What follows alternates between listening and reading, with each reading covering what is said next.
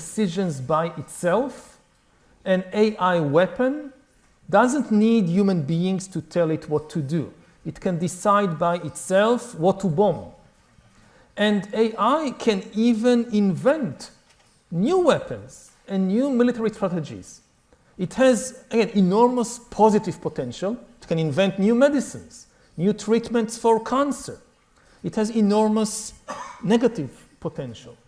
So this is why I chose to focus in this book only on the history of information technology, because I think at the present moment, it's the biggest challenge we face. Actually, in many ways, it's the biggest challenge that humanity faced in its history, because for thousands of years, we ruled the planet. Nothing on Earth could compete with us in intelligence, in the ability to invent new things. Now there is something on the planet, there is something on Earth, which very soon, maybe within a few years, will surpass us in intelligence, will be able to make decisions about our lives, will be able to invent new everything from medicines to weapons. And that's the biggest challenge. You just said that maybe in a few years, but as early as 2015, you published a book, Homo Deus, History of Tomorrow, or Future. There you also warned and actually concentrated on information technology, information networks. How is your thought right now compared to your thought, let's say 2015, when you wrote Homo Deus?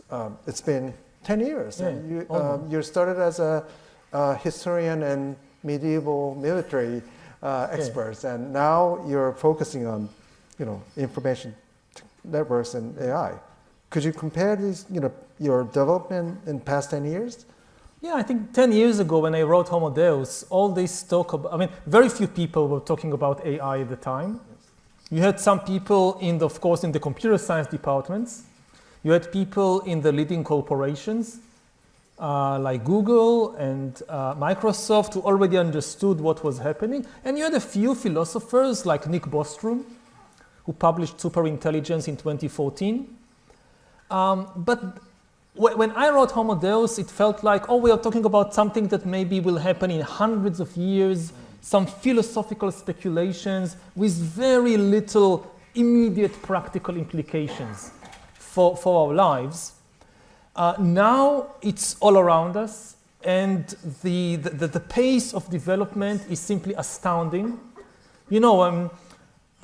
Already back then, there were people like Ray Kurzweil also, who said that there will be AGI, artificial general intelligence, able to surpass human beings in all fields, not just a narrow field like playing chess or driving a car, but in all fields, they say by the end of the 2020s, by 2029.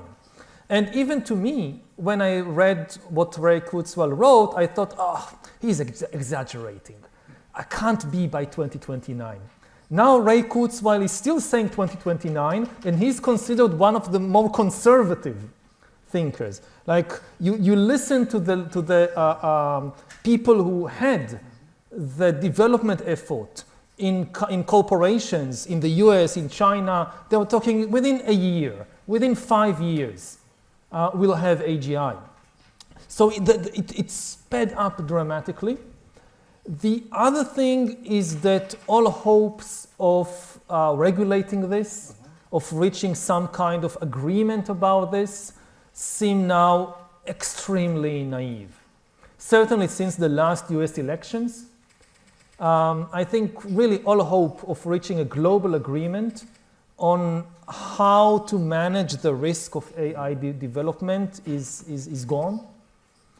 The big paradox of the AI revolution, I think at the heart of the AI revolution, there is a big paradox.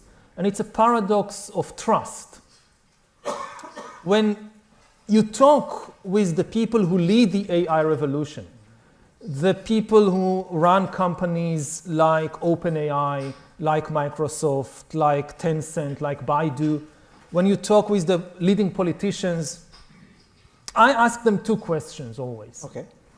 The first question I ask is, why are you moving so fast? Okay, yes, I understand there is enormous positive potential, but there are also risks. Let's slow down a little to give human society the time. Humans are extremely adaptive creatures. We can adapt to the AI age, but we just need time. Just give us a bit more time. And they all say the same thing.